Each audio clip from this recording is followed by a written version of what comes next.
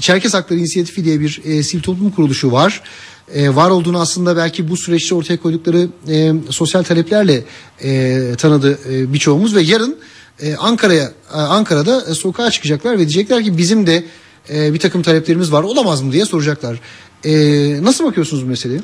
Evet, böyle bir inisiyatif kuruldu ve benle de bağlantı kurdular. Böyle bir inisiyatif kurduk. Bize en azından biraz destek verir misiniz? Siz de Çerkessiniz dediler bana.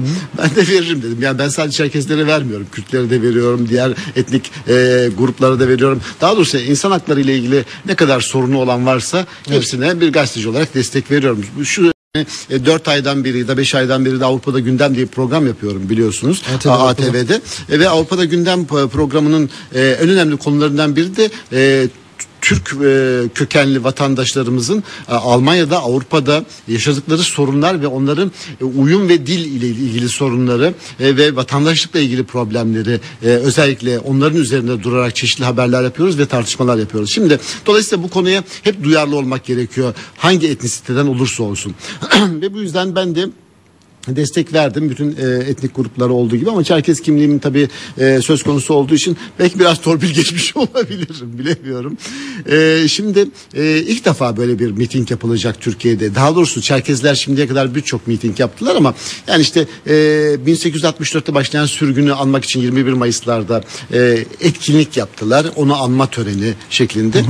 Buna benzer törenler yaptılar.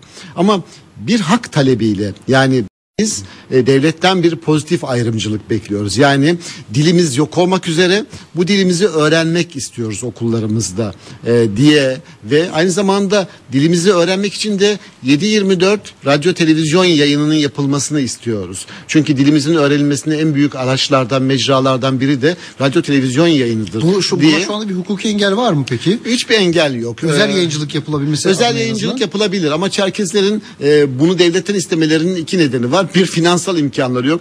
Çerkezler arasında nedense çok tuhaf bir şey. İş adamı yok yani. Böyle televizyon kuracak iş adamı yok. Böyle çıkmıyor. Bu Çerkezlerin genel karakteristiğinden de kaynaklanıyor. Çerkezler tüccar bir millet değil aslında. Evet. Böyle bir özellikleri var ve hakikaten de iş adamı kolay kolay çıkmıyor. Yani hadi şurada bir televizyon kuralım diyecek 2 tane 5 tane adam bulamazsın. İş adamı bulamazsın.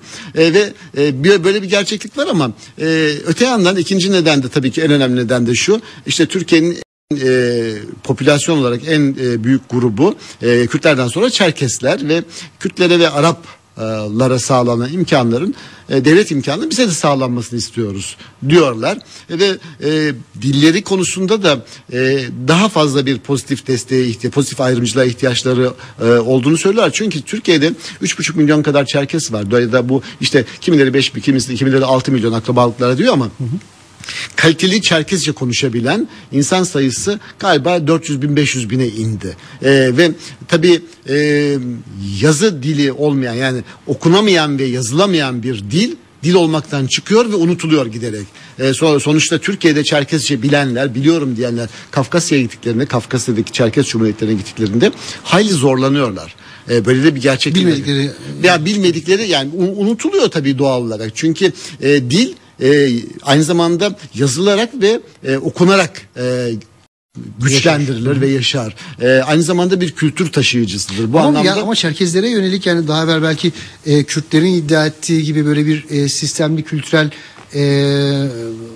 yok etmeye de asimile etme çabası oldu mu Türkiye'de yani? Tabii oldu. Yani şimdi Kürtler çok daha ağır bir şekilde yaşadılar Türkiye'de.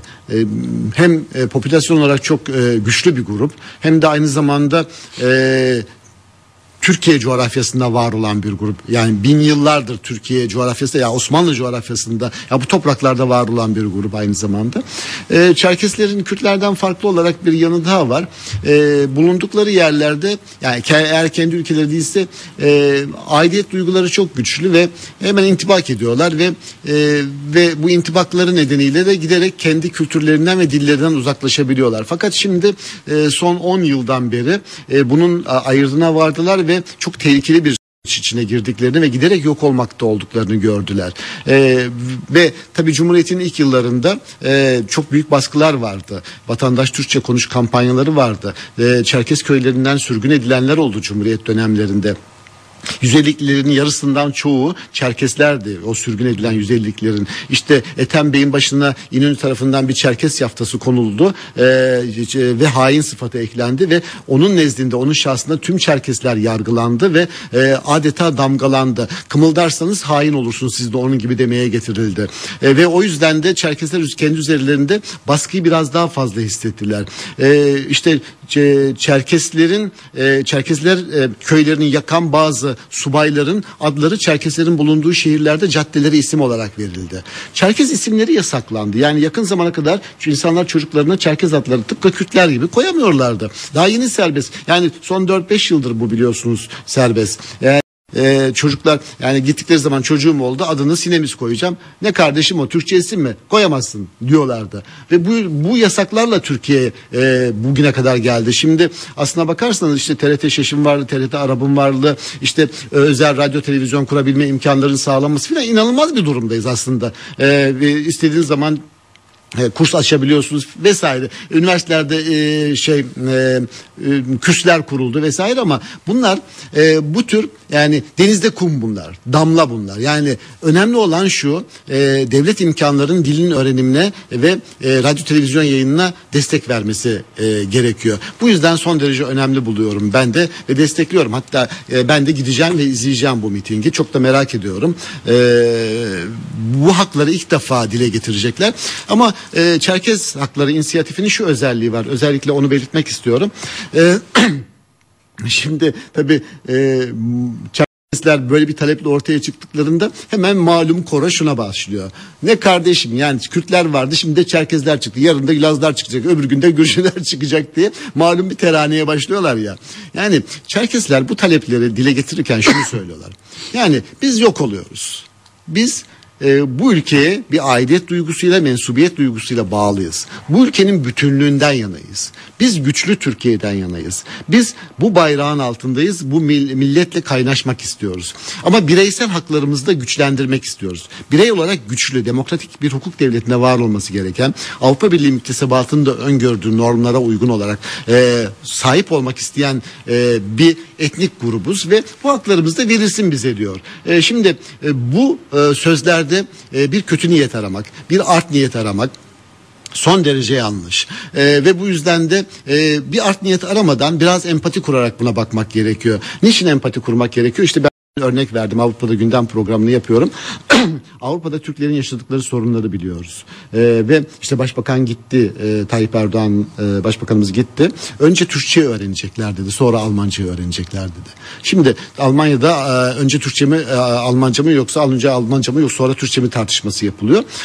Özür dilerim ama bana göre önce Türkçeyi öğrenmeliler. Hatta şöyle bir şey var. Zeynep Görüş'ü konuk olarak almıştık. O da aynı şeyi söyledi bize. Bir çocuk kendi ana dilini çok iyi konuşamıyorsa ikinci dili öğrenemez dedi. Yani bir kere kendi ana dilini çok iyi konuşmak zorunda. Bir dili en iyi şekilde konuşmak zorunda. Bir dili en iyi şekilde o konuşan, hatta bu şu olur bu olur fark etmez. Öbürünü mutlaka iyi bir şekilde öğrenebilir. Ve bu yüzden böyle bir sorun yaşanıyor. Yarın Ankara'da. Meydana... Şimdi tabii şöyle de bir şey var. Bir takım gazetelerde bir takım yazarlar, bazılarını da tanıyorum, ismini vermeyeceğim. İşte şey diyor.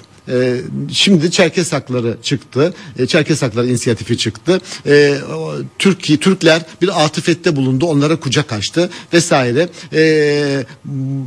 Bu bulunan ihsana saygı göstermek ve teşekkür etmek gerekir. Bir takım laflar var. Bu çok bana göre çirkin. Şöyle çirkin. Çünkü Çerkezler Osmanlı Milletler Topluluğu'nun, yani Osmanlı coğrafyasının, Osmanlı İmparatorluğu'nun bir parçasıdır. Evet. Osmanlı'nın bakiyesidir. Tıpkı Türkler gibi, tıpkı Balkanlar gibi, tıpkı Gürcüler ve Lazlar gibi bakiyedir. Yani peki, Osmanlı bittiği zaman Çerkezler de bu coğrafyadaydı. Türkler ne kadar hakka sahipse bana göre Çerkezler, Kürtler de o kadar hakka sahip. Böyle bakmak lazım. Peki.